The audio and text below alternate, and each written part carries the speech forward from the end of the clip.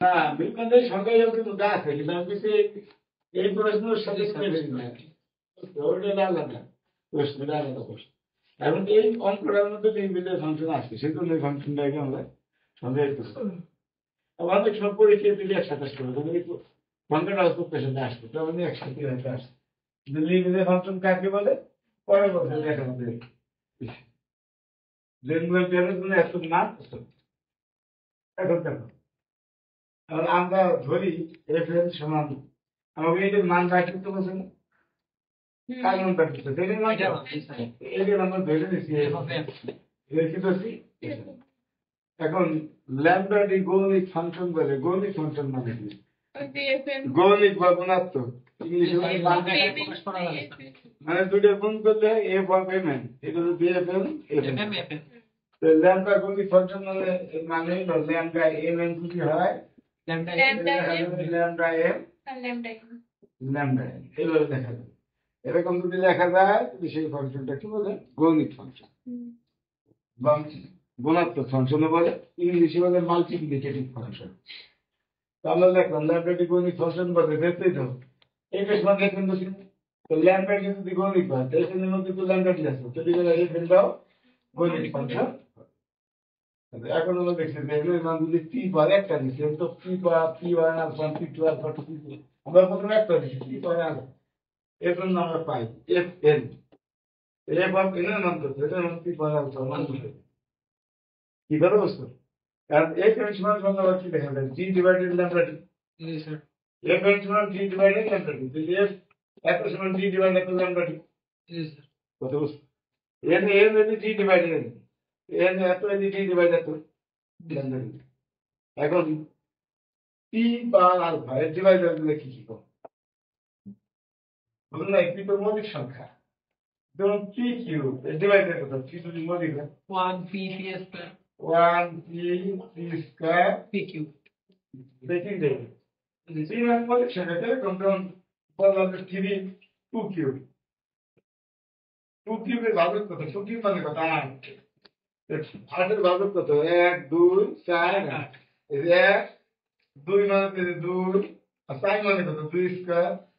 আর 8 মানে কত 2 2 power cube তাহলে 8 এর ভাজক কত 1 2 4 8 না তাহলে কি 2 পাওয়ার কিউবের ভাজক 1 2 পাওয়ার 1 2 পাওয়ার 2 2 পাওয়ার 3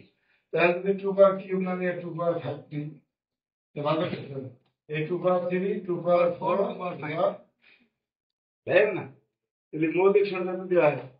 তো পি আলফা এর ডিভাইডার গুলো কত হবে 1 P P square P cube তাই তো তো ডি এর মান গুলো কত হবে 1 পি পি স্কয়ার তাই তো এবারে তাহলে তো ডি এর মান গুলো 1 P P square P cube কত বলুন তবে p alpha P by alpha এটা দেখি যে ডি ডিভাইড ল্যামডা তবে ডি কত মান দিলে হবে ডি মান 1 হবে পি হবে তাহলে lambda 1 lambda 3 lambda P square lambda P cube D মান দিলে হবে ডি মান পি আলফা কোন হবে তাহলে ল্যামডা পি আলফা কি কথা বলছেন বলুন স্যার এখন তো ল্যামডা 1 এর মান কত এই সংখ্যায় বলা আছে ল্যামডা এর মান 1 তখন n ইকুয়াল টু 1 তাহলে তুমি কেন অন্তত 1 বসাও তাহলে ল্যামডা 1 সমান কত বল 1 কি সংখ্যা আছে yes sir এই যে n এর মান যদি 1 হয় n এর মান বসাও ল্যামডা 1 কত বল বুঝছো তাহলে সংখ্যা থেকে আমরা বলছি ল্যামডা 1 আর দ্বিতীয়টা বলছি কোথা থেকে দেব এখানে যদি p1 বাই আলফা না তো -1 বাই আলফা না এই প্রথমটা হলো কত পি বাই 1 আছে তাহলে কি আছে কিছু না থাকলে 1 আছে বুঝার দিকে একটু 1 দিবা না তো প্রথমটা -1 বাই 1 দ্বিতীয়টা আছে পি বাই 2 তাহলে -1 বাই 2 পি বাই 3 -1 বাই 3 তারপর P by alpha -1 by alpha ঠিক আছে আর যদি এই যে ভাঙাই দেই এটা তো -1 এটা কত +1 হ্যাঁ এটা এটা ডট যাবে তো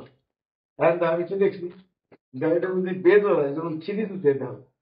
এই এক বেজো না এক পর্যন্ত গেলে কথা এই দুটো আবার জিরো হয় এই 3 পর্যন্ত গেলে দাও 1 অঙ্কটা 1 অঙ্ক হয় 5 পর্যন্ত গেলে কাটাকাটি জিরো তার মানে যদি জিরো সংখ্যা পর্যন্ত হয় তাহলে জিরো হয়ে যাবে তাই দেখছি জিরো হবে তখন আলফা আর যদি জোর সংখ্যা হয় যেমন 2 পর্যন্ত দাও তাহলে ধীরে রেখাইতে এই 1টা থেকে যাবে জিরো পর্যন্ত গেলে এই 3 পদ এই রেখাইতে 1 থাকবে আবার পঞ্চম পদ গেলে এই রেখাইতে 1 থাকবে দেখছো তার মানে 1 হবে যখন আলফা যদি বিজোর হইলে জিরো হয়ে যাবে, জোর হইলে zero। এখন আমরা বলছি যে এখন তো আমরা একটা জন্য পাইতেছি পি আলফা, আমি তো tension P one alpha P two alpha, তো ওই যে প্রশ্ন যেটা দিতেছে পি কে আলফাকে যদি হয় তাহলে আমরা পাই এফ এন, এদের মানে বসাই দিচ্ছি। মানে এফ কি গণিত ফাংশন দিতেছে, গণিত ফাংশন, গণিত ফাংশন আলাদা করে দেখা যাবে এফ অফ প্রথমটা, এফ অফ তৃতীয়, এফ অফ তৃতীয়, এফ অফ শেষেরটা। এটা লেখা গেছে কেন? যেহেতু এর গণিত ফাংশন, তাহলে লেখা যেত না, কারণে যদি লিখে দিয়েছে। আচ্ছা, তাহলে এখন কি হয়? এটা মানে এত ইন্টু এত ইন্টু এত, তার মানে প্রোডাক্ট, এই সিস্টেমে নাকি প্রোডাক্ট, প্রোডাক্ট কত থেকে? এই যে one P one alpha P two alpha P কে আলফা, তার মানে আই ওয়ান থেকে কে পর্যন্ত পি আই আলফা, এই তো। এখন এইটার মানে শান্ত আছে, এটা পি ওয়ান আলফা মানে আগের অনুসারে দেখি, এটা সামেশন পি পাই আলফা, এই যে F of P alpha, F of P আলফার মান কত পাইছো? জিরো, তখন আলফা বিজোর ওয়ান, প্লেন তাই পি আই আলফা, জিরো তখন আলফা বিজোর ওয়ান, তখন পরিমাণটা আমাকে চাই শূন্য পাবো, ওয়ান চাই উপরে, নিচে চাইছে জিরো, তাহলে আমরা এটা ধরে লিখি, উঠে লিখি, নিচেটা লিখি উপরে, আলফা আসবো উপরে লিখি নিচে, আলফা বিজোর নিচে লিখি, জোর করে লিখি, অসুবিধা আছে? জোর মানে বর্গ হয়, আরে জোর মানে জোর সংখ্যা দিতে, বর্গই। জোর যদি বর্গ হয় কিরকম দেখি, আর যদি জোর হয়, এটা আলফা যদি জোর হয়, জোর মানে টু ফোর ছয় করবেন, ছয় কেবিন ধরবেন না, পি স্কোয়ার মানে কি স্কোয়ার আছে, কি কথা বলেন? অথবা পি কিউব তার স্কোয়ার, হ্যাঁ। যদি পি ফোর হয়, পি স্কোয়ার তার, যদি পি এইট হয় তাহলে পি ফোর তার স্কোয়ার, বুঝলেন? যদি জোর সংখ্যা দিয়ে সেটা স্কোয়ার, পাওয়ার যদি জোর সংখ্যা সেটা একটা বর্গ সংখ্যা, কি কথা বলেন? পাওয়ার দেখো না, পাওয়ার করলে সেটা বর্গ হবে। যেমন এ টু দি পাওয়ার 10 জোর সংখ্যা দিতে, A to the power 5 whole square, বুঝলেন? তাই তো আমরা দেখছি যে পাওয়ার আলফা, এটা তো পাওয়ার, আলফা এটা কি পাওয়ার না? পাওয়ার যদি জোর হয় তার মানে সেটা কি হয়? বর্গ সংখ্যা। তাই আমরা দেখছি যে এই যে তুমি একটা বর্গ সংখ্যা হবে, এর মধ্যে যদি পাওয়ার বসে, এটা আমরা লিখছি যে ওয়ান হবে যখন এ লিখছি বর্গ, এই পাওয়ার যদি জোর হয় এটা কি বর্গ হবে না? আর যদি অন্যথায় মানে কথা বিজোড়, বিজোড় হবে, বিজোড় বিজোড় মানে তো অন্যথায়, জোর না হয় লিখিস বিজোড় হবে, ওয়ান আর বর্গ না হইলে অন্যথায় মানে বর্গ না হবে।